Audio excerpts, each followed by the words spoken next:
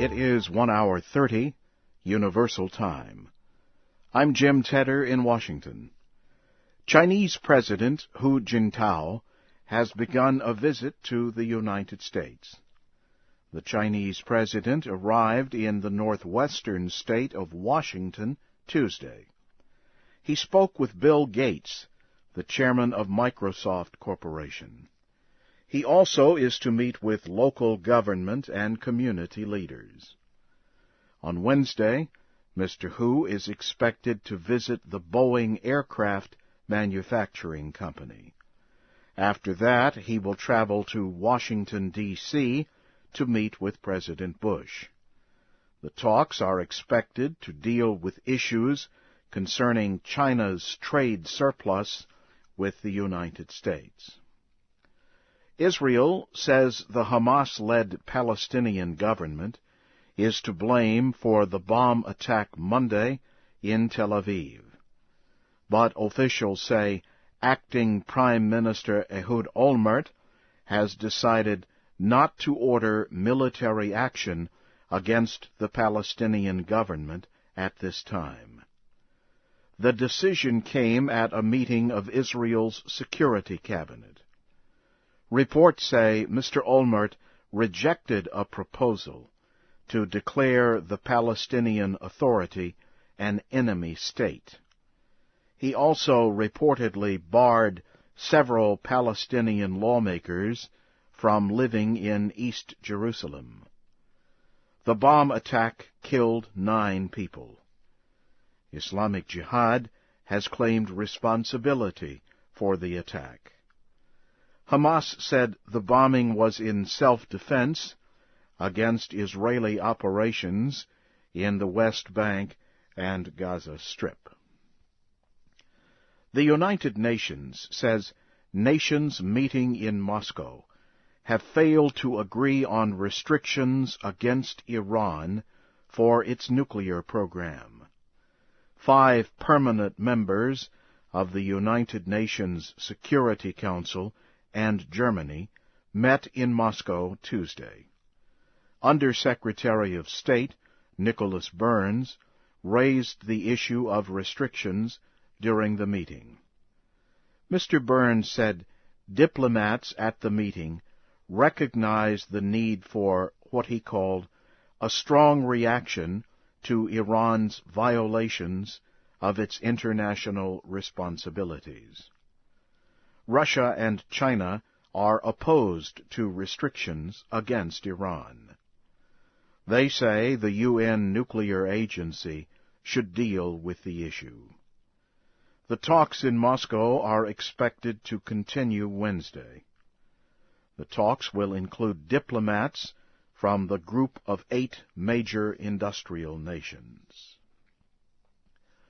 Oil prices reached record high levels on Tuesday. Prices rose to more than $71 for a barrel or container of oil. The new high came during trading Tuesday on the New York Mercantile Exchange. Prices later fell back. Experts have blamed rising oil prices on concerns about Iran's nuclear program and political tensions in Iraq and Nigeria. Iraqi troops have clashed with rebels for a second day in a mainly Sunni Arab area of Baghdad. The United States military says the fighting began Monday in the Atamiya area of the capital. It started when about 50 gunmen fired on Iraqi forces. American troops have been involved in the fighting. American officials say at least 5 rebels have been killed. Another 7 were captured. The total number of deaths and injuries is unclear. In other parts of Baghdad, a rebel bomb attack killed at least 4 Iraqis. Officials say the bomb was aimed at nearby police officers. On Monday, heavy fighting was reported between American forces and rebels hiding in an Islamic religious center in Ramadi. 3 human rights groups have called for actions against King Gyanendra of Nepal and the country's top political and military officials. Amnesty International, Human Rights Watch, and the International Commission of Jurists made the call in Geneva, Switzerland. They met there to discuss human rights in Nepal. The groups are urging restrictions on travel of top Nepalese officials. They also called for restrictions in the movement of foreign investments owned by the officials. In Nepal, thousands of people continued to protest against the king. Police in Kathmandu arrested at least 25 home ministry workers.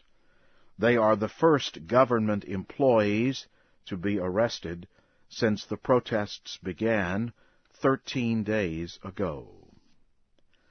President Bush says he wants to see those responsible for the murder of former Lebanese Prime Minister Rafik Hariri brought to justice. He spoke Tuesday after talks at the White House with Lebanese Prime Minister Fouad Siniora. Mr. Bush also repeated his support for an independent Lebanon.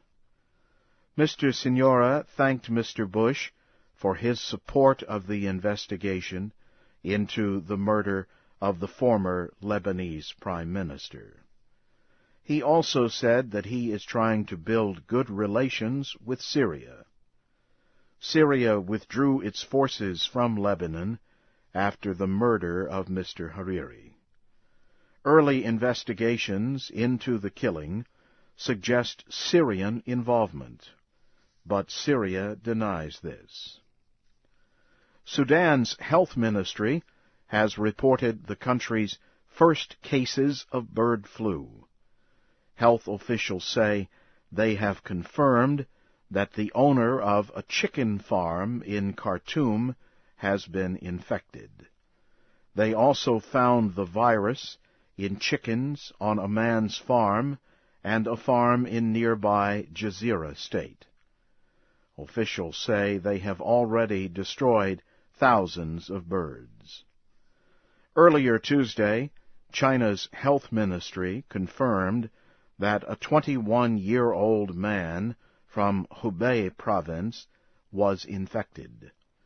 It is the latest human case of the deadly H5N1 bird flu virus in that country.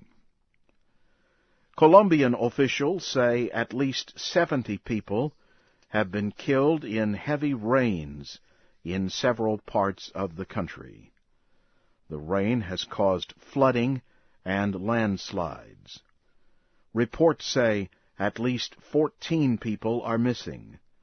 More than 100 others were injured.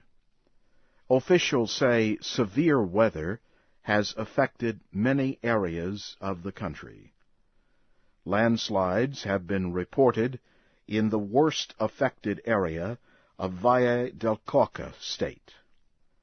Colombia is in its rainy season, which begins in March and will continue through June. Thousands of people have lost their homes this season. And now, briefly, here again is the major news of the hour.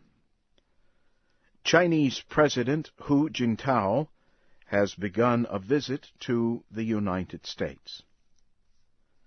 Israel says the Hamas-led government in the Palestinian Authority is responsible for the bomb attack Monday in Tel Aviv. And the United States says nations meeting in Moscow have failed to agree on restrictions against Iran for its nuclear program. And that's the news in VOA Special English. From Washington, Jim Tedder reporting.